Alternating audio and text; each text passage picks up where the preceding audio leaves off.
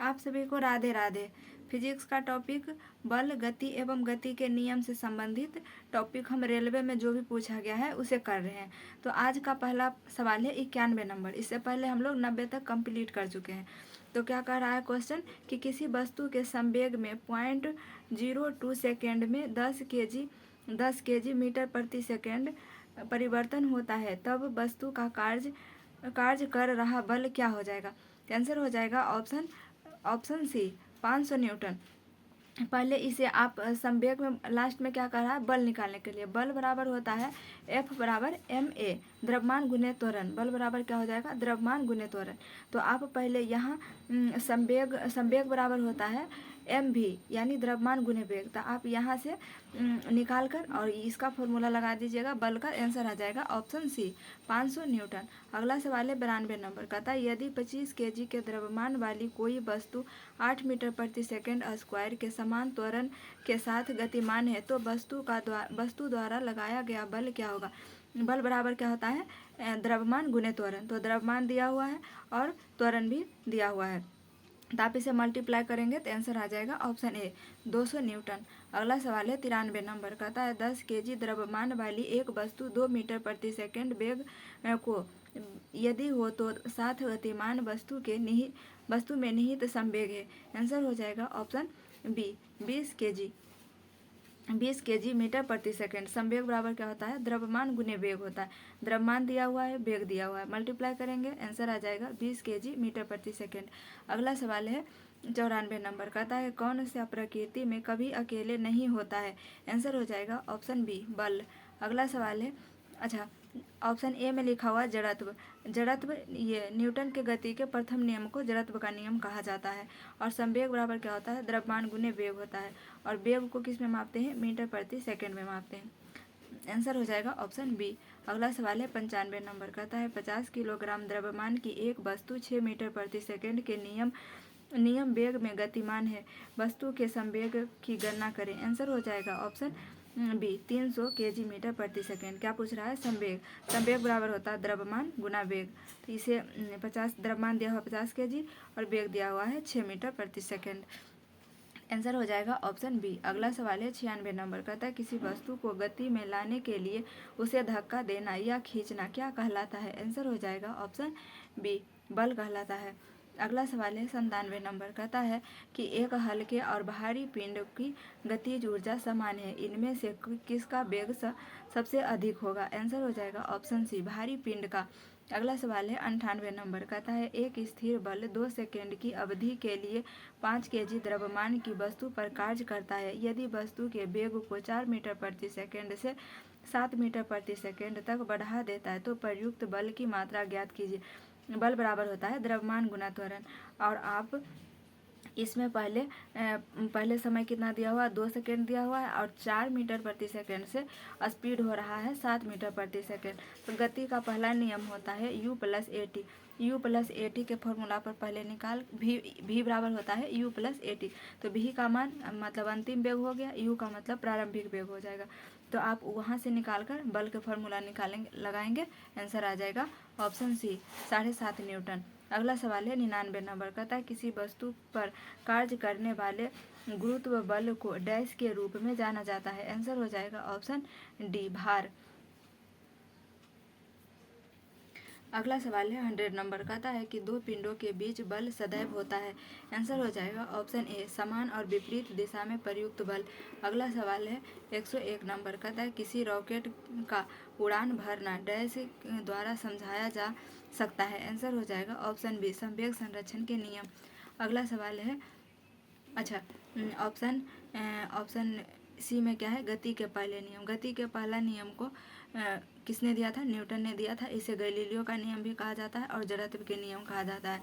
और गति के दूसरे नियम से क्या मिलता है, बल का व्यंजन प्राप्त होता है, यानी F बराबर ma फॉर्मूला गति के दूसरे नियम से ही मिलता है।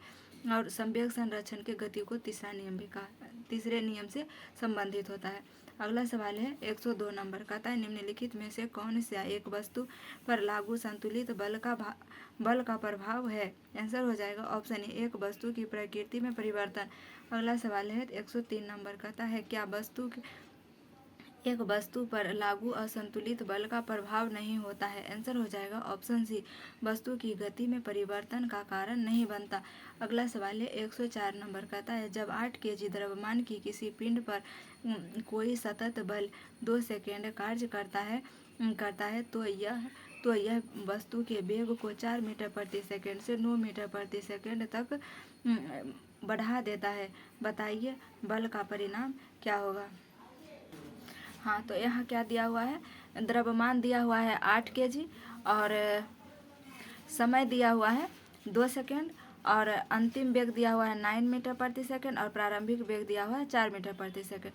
तो इससे पहले हम लोग गति के पहला नियम वाला फॉर्मूला लगा कर ए निकालेंगे। जैसे आप यहाँ समझ सकते हैं, गति का पहला नियम क्या होता है, गति का पहला नियम का फॉर्मूला होता है v बराबर u प्लस ए टी। तो v का मान हो जाएगा अंतिम वेग और u का मतलब होता है प्रारंभिक वेग, a मतलब हो जाएगा त्वरण और t का मतलब हो जाएगा समय। तो v का मान दिया हुआ है 9 मीटर प्रति सेकेंड और u का वेग दिया हुआ 4 मीटर प्रति सेकेंड और t दिया हुआ है 2 सेकेंड। तो निकालेंगे, v का मान 9 रखेंगे, u का मान 4 रखेंगे और प्लस t का मान 2 रखेंगे और a हमें निकालना है। तो a का मान आ जाएगा, ये 4 इधर जाएगा, घट के आ जाएगा 5/2 हो जाएगा a का मान। अब लगाएंगे, हमसे बल पूछा है तो बल बराबर होता है द्रव्यमान गुने त्वरण। तो द्रव्यमान दिया हुआ है 8 केजी और त्वरण हम लोग निकाले हैं 5/2 मीटर प्रति सेकेंड उसका। तो इसको गुना करेंगे, a का मान यहाँ पे रखेंगे 5/2। तो इसको जब कैलकुलेट करेंगे तो 4 से 8 कट जाएगा, 4 दूनी 8, आंसर आ जाएगा F बराबर हो जाएगा 5 चौका 20 न्यूटन। तो यहाँ पर आंसर हो जाएगा क्या, ऑप्शन सी 20 न्यूटन। अगला सवाल है 105 नंबर, कहता है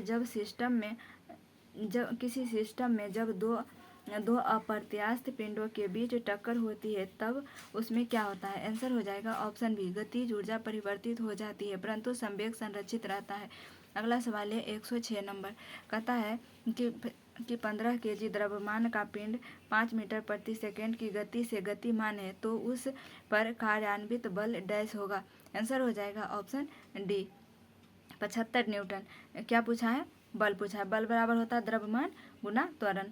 तो ये दिया हुआ है त्वरण 5 मीटर प्रति सेकंड और द्रव्यमान से जब मल्टीप्लाई करेंगे आंसर आ जाएगा 75 न्यूटन। अगला सवाल है 107 नंबर, कहता है एक वस्तु का द्रव्यमान 85 केजी है और वेग 60 मीटर प्रति सेकंड है तो वस्तु का संवेग क्या होगा। संवेग बराबर होता है द्रव्यमान गुना वेग। द्रव्यमान दिया हुआ 85, वेग दिया हुआ है 60, मल्टीप्लाई करेंगे आंसर आ जाएगा ऑप्शन बी 5100 केजी मीटर प्रति सेकेंड।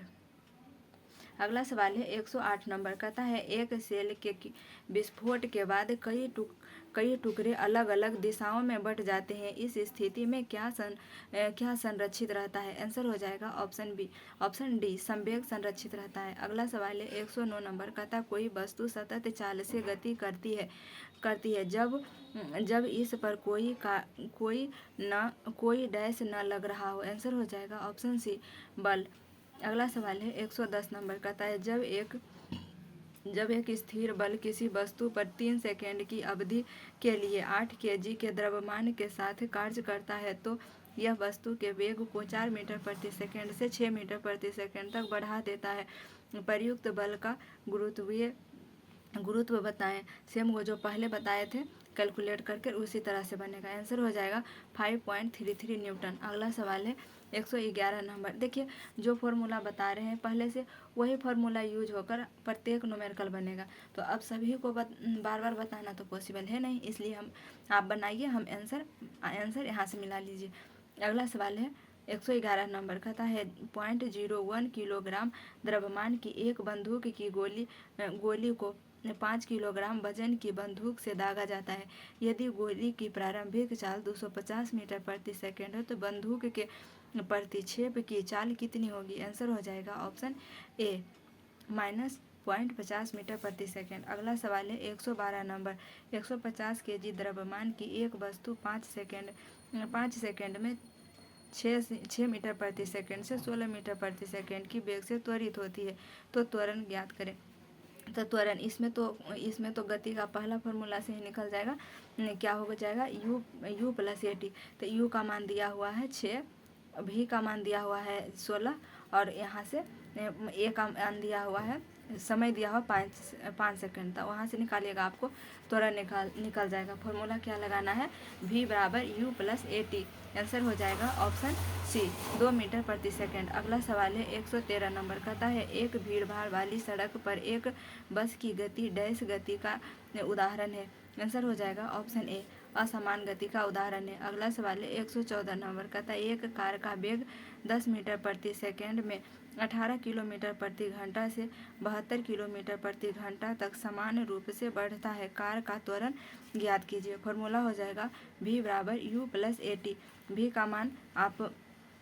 का मान रखिएगा 72 किलोमीटर प्रति घंटा है, तो आपको इसे किलोमीटर प्रति सेकंड में बदलना होगा।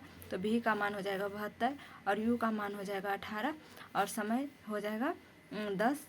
तो यहाँ से आप त्वरण निकाल सकते हैं। आंसर आ जाएगा ऑप्शन ए, 1.5 मीटर प्रति सेकंड। अगला सवाल है 115 नंबर, कहता है 10 मीटर प्रति सेकंड से गतिमान एक 200 kg का ट्रक ट्रैफिक लाइट पर खड़ी एक कार से टकराता है। टकराव के बाद दोनों के साथ एक साथ 8 मीटर प्रति सेकंड की गति से चलता है, तो कार का द्रव्यमान क्या हो जाएगा।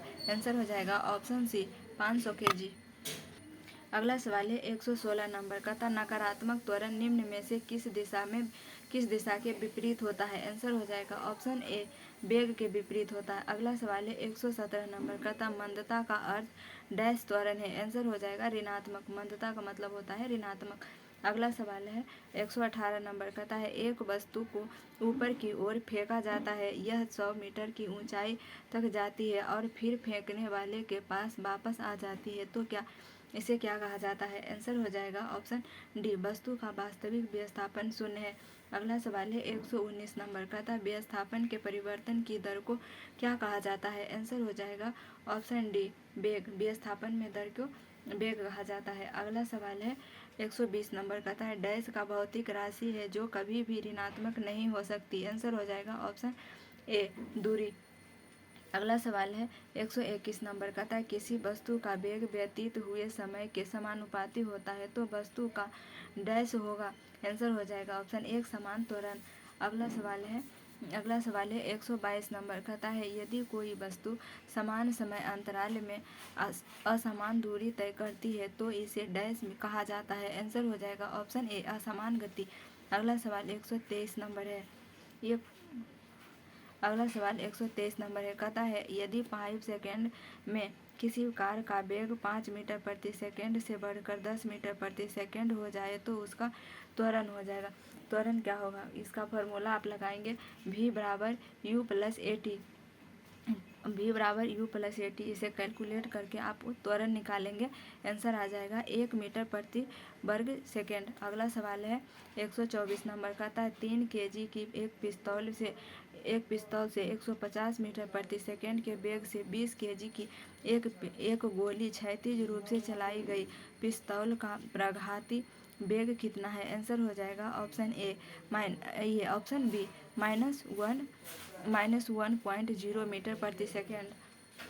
अगला सवाल है 125 नंबर, कहता है एक कार का वेग 5 सेकंड में 18 किलोमीटर प्रति घंटा से 36 किलोमीटर प्रति घंटा समान रूप से बढ़ता है, तो त्वरण ज्ञात कीजिए। आंसर आ जाएगा 1 मीटर प्रति सेकंड स्क्वायर। अगला सवाल है 1 मीटर प्रति सेकंड स्क्वायर। अगला सवाल है 126 नंबर, कहता है बल बटा द्रव्यमान बराबर क्या होता है। तो आंसर हो जाएगा त्वरण। देखिए F बराबर होता है ma, तो A बराबर क्या हो जाएगा, बल बटा द्रव्यमान। अगला सवाल है 127 नंबर, कहता है चाल, दूरी और समय का सही संबंध डैश है। आंसर हो जाएगा ऑप्शन बी, S बराबर d बटा t। S मतलब हो जाएगा विस्थापन, d मतलब डिस्टेंस और t मतलब टाइम। अगला सवाल है 128 नंबर, कहता है त्वरण की सीमा डैश होती है। आंसर हो जाएगा L1 m0 t इनवर्स 2। अगला सवाल है 129 नंबर, कहता है 3 kg की पिस्तौल से 150 मीटर प्रति सेकंड के वेग के साथ एक 30 ग्राम की गोली क्षैतिज रूप से चलाई गई है। पिस्तौल का प्रघाती वेग कितना है। आंसर हो जाएगा ऑप्शन सी, माइनस 1.5 मीटर प्रति सेकेंड। अगला सवाल है 130 नंबर, कहता है साधारण मशीन की क्षमता समानता दर्शाई जाती है। आंसर हो जाएगा ऑप्शन सी किलोवाट में। अगला सवाल, अच्छा कार्य किसका एसआई मात्रक, कार्य का एसआई मात्रक क्या होता है? जूल होता है। शक्ति का एसआई मात्रक वाट होता है। अगला सवाल है 131 नंबर, कहता है 350 न्यूटन का एक बल 5 केजी के एक द्रव्यमान पर लगाया जाता है। इस स्थिति में वस्तु में उत्पन्न त्वरण कितना होगा? बल बराबर क्या होता है? द्रव्यमान गुणा त्वरण होता है। तो आप इसे समझ सकते हैं। F बराबर क्या होता है? ma होता है। बल बराबर द्रव्यमान गुणे त्वरण, तो त्वरण बराबर क्या हो जाएगा? बल बटा द्रव्यमान। तो बल दिया हुआ है 350 न्यूटन और द्रव्यमान दिया हुआ है 500 kg। आप इसे कैलकुलेट करेंगे तो आंसर आ जाएगा 0.7 मीटर प्रति सेकेंड स्क्वायर। तो आंसर हो जाएगा इसका ऑप्शन बी, 0.7 मीटर प्रति सेकेंड स्क्वायर। अगला सवाल है 132 नंबर, कहता है तात्कालिक वेग और औसत वेग तब बराबर होता है जब वस्तु में डैश क्या होता है? में शून्य त्वरण हो। अगला सवाल है 133 नंबर, कहता है जब एक पर्यवेक्षक के सापेक्ष समय के साथ वस्तु की स्थिति लगातार बदलती जा रही है तो क्या होगा? आंसर हो जाएगा ऑप्शन बी, कहा जाता है कि वह गतिशील है। अगला सवाल है 134 नंबर, कहता है त्वरण ऋणात्मक होने पर किसी पिंड का वेग क्या होगा? आंसर हो जाएगा ऑप्शन सी, घटेगा। तो आज यहीं तक करेंगे, मिलेंगे नेक्स्ट क्लास में। जय हिंद।